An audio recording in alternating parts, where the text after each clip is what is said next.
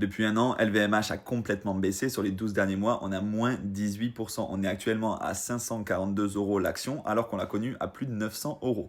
Donc, est-ce qu'il faut investir uniquement quand on a des gros crashs?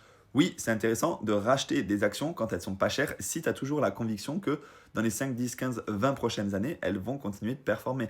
Maintenant, ça ne veut pas dire que toutes les actions finiront par remonter. Il y a certaines actions qui baissent, qui commencent à décroître et en fait qui ne se relèvent jamais. On a énormément d'exemples. Alors je dis absolument pas que c'est le cas pour LVMH et que ça va partir à zéro. Au contraire, hein, c'est un fleuron du luxe français et moi j'ai la conviction que justement cette entreprise va pouvoir se relever et va pouvoir redépasser ses plus hauts historiques.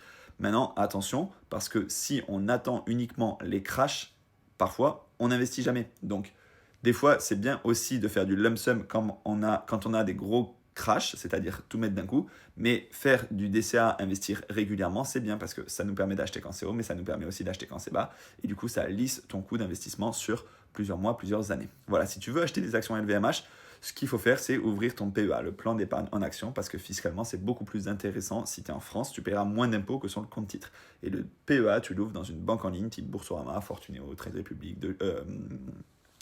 XTB, bref, Bourse Direct. Il y en a plein, il y en a plein. Je t'invite à comparer les offres. Moi, tu peux en avoir qu'un seul. Moi, je l'ai chez Boursorama. J'en suis hyper satisfait. Je te mets le code juste ici si il t'intéresse pour avoir les 150 euros de prime à l'ouverture de ton compte Boursorama. Et ensuite, tu peux ouvrir PEA, compte titre, assurance vie, ce que tu veux sur le compte. Mais l'objectif, c'est d'investir le plus tôt possible avant que LVMH ne repasse au-delà des 900 euros. Je pense que là, on est sur des points d'entrée intéressants à 542 euros à l'heure où je tourne la vidéo.